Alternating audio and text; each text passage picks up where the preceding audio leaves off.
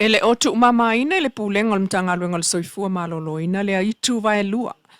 Lea na ia Tala le tusi na avatu ele pule sili o mtangaluenga o tupe mo le mtangaluenga le soifua maloloina. O le tusi lea so o tanga ili toi ava ese atu o ta avale wafa o ngā le mtangaluenga le soifua maloloina. Peitai o le tusi lava lea o lo ofa atonu o tuai ele pule sili o mtangaluenga o tupe le minista o mtangaluenga le soifua maloloina. Pe ona saunua le fionga va au. Ai iai fo'i le ai tu Vailua, na iloa le leile taimi e taunu ua ile tusi lava lea, ma ia ta Tala ai fai kopi wa afuai ona ta ape ilunga so ta inga tele vave. Au se mail whaafonga le saunua ngā le fionga le minsta mta ngā ruenga, o le soifua malolo ina wa awa olo po ilunga le si leiti o tu maoti, o whaafoe mai Amerika i mātu le si ufonga le tai au fau. Aswana nafi, na maua mai ile tusi, na maua mai ile tusi, mai le si o le mtana luenga o le tupe e au mai i le si o le mātou mtana luenga ia mai le kopi atea e whapea ua whatunuina ia au o le minsta ma le afionga le polisili Director General e toi whaafo i atu ia taavale i le afionga i le afionga le polisili o tupe ona o taavale ia, o taavale mai lalo le poloketi.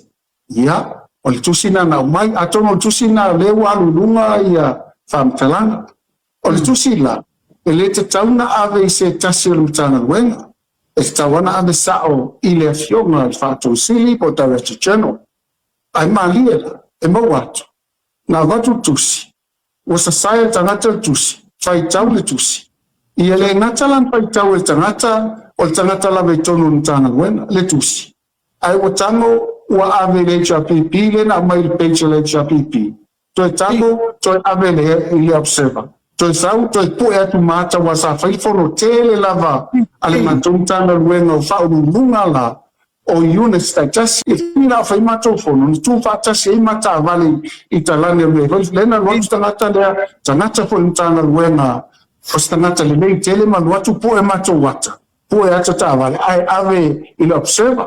O lono uinga tu le epa ma le whaafonganga Samoa. I to tonu mtana luenga so i fua maloloina. Tele i o tangata, e tino ia e sau, ai leo ia kopo. O lo iai fo iuta whaalata. Ma lango whaile investigation, au so e terminate. E le lei pera o tango e au ili atu. O nai tau te whaafonga mai, tau te malamalama i foi. O tā vale nei. E whai talo sanga matanga luenga malapa. E o matanga luenga fo, e tu maoti. E le aia le pule silio, le simtanga luenga, le simtanga luenga. E le aia fo le minstao, le simtanga luenga, le simtanga luenga. Awa fo, o le pule whainga malo, na o le palemia, na o le palemia. Amalele lo le palemia, o le mena ia. Ia, o na soso o le ma minstao.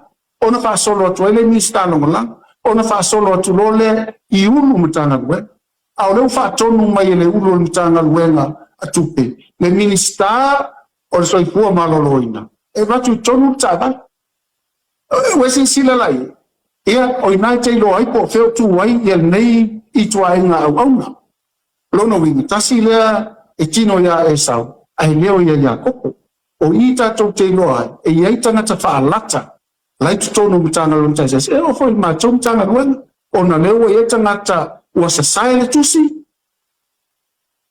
ua fai kopi o le tusi ua ave le HRPP ma ua ave foi i le observer o ai HRPP ma le observer ngā lue whaatasi e a games mai le tatu whainga malo e le se itua ngai o le itu te te se le upu le whai mea lai ngai tato e le ai e leo angai e le HRPP tu logo o tau le whaafonga mai le HRPP I to tono le palimene o le itu te le ango mea mai whai atu le malo e te mau te whamalo lua tu lapa e leo e whaina le mātou loto I whale o nei pū le a mātou le whaongaina o mātou ta vale ma le la wa mai e ia o le sta vale ave le fionga le I le whatou sili sta vale ai tele ta vale le whanga I le tatu poloketi o le tele awo mai foi isu mai au le tu le isu tangata I me tu ai al mele na ia ai le faina onol va ya soto e fai el mato fono tu fata si man palmia ia mai la tau ne, ia na mātou tanoa lola ia i dunga ni li ole, se au mātou mulu, se i mātou tanoa i vahenga, ai le mātou fie i se whainga malo e tasi. Ai pūlea mai e lesi mutanga luenga. Lesi mutanga luenga. E manatu le minista ia waawao, sa le te tau lava o na tupu le la sanga. E ui ina olo manino le awala na o atuai ta vale i le mtanga luenga o le soifua maloloina. She is not your rehab. She's not your rehab o le ngole na o le whaala potupotonga. Ua whaafetaya e le to manga moe popo ngā tia le Samoa Victim Support Group na whaavai e le sunga tai malelangi mātai o Brown. O lato wofo mai ni tusi e mawaia o ngā mō tangata Samoa. Ai o le SVSG malolato sao i le langolongo ina ma le tausia whaamalo si au i tangata wa afia i sa wanga. I a inga ai o tangata taito tasi o lo o watu iai la lato o onanga. Ua whaafta i le foa i o tusi tā ua nei na whaaui atu le whaala potopotongo o le Brown Girl Woke. O le Brown Girl Woke, ua whaitautau sanga le lato fo i au nanga i a Samoa mai tala vau mata maitai ai o a inga i fisosoani mana o mia i le tino mo le mawhauwhau. O le vai aso nei lea no lato o watu aini tusi whaapitoa e fisosoani i ngā ruenga whai a le to manga moe popua ngā tia. Aini si o Tala. E le oni miti o lo whaafoea i le pūlenga o le malo, le whaatotua le tua Samoa o tasi, po le fās. O atangia le ngā solongo o nā tina e whaatino e fua tā pena ma whaatino loa. Pe fo na mōli mawina i le o mai ai al pālemi o New Zealand ma ofo mai awa noe malanga atu ai pūlenga o mta ngā ruenga. Ai mai se o le soifua maloloina, a onga, pūlenga o tūlisi e wha asoa ane i ai, wha amanuianga o lo whaafoea i le malo New Zealand. Mai sa whapena o na malanga atu le minista o soifua maloloina le fionga wa awa o lo pō. Le ua tali umanuia mai Vaifanua, ma Tala la asanga o le tāpena ngā le malo. Mo le whale le atili o le whalema i tele i mutotua, le tupua tamsese mea o le i se taimi e le oto e mamao. O le i le fuafuanga le whainga malo, le fionga fo il pali mia marka peneta. Ina ia whau se fonga whale tōru le vāolo i ai ia le emergency, ma le outpatient. Ia ina i whātotonga i fo i la tātunga luenga la ia tātu whaipa anga i mawhiti. Ina ia whai se tūlanga lava e whaueni masi, whau ese potu e watueni masi ni mō tautonga le whatu. Le ngata fo i lea. O le fo i fo e whai ia le tūlanga fo i lea o le radiation mo le tūlanga o le kanesa. Tūlanga umana o le fo e fonga whale tōru lea ia manisi fo i tonga fitinga e whai tu tonu i ina ia nga i pei eita tō i mwhaiti eita tō ngase e watu i whafo. O le au ngā tōna o le momonga na o le fionga i le pāle mia ma le kāpeneta ma le whainga malo. Ua telefoi a tātou tupe alu le watu i whafo. Ai ape au mai tupe nā le ave eita tō ngase i whafo. E whai ai tōng fitinga ia whale mai ti tele ma mai masini ti tele. Ina ia whaingo whia le whau nei. Ia male te ai ia mawhutanga nei mātua mwhanau. Whanau mātua ma ainga. Lea ua iai tātou fufuam tūtū mau. Mai whamoe le pule alofa le atua. E fisosoani mai nei whatau nuina.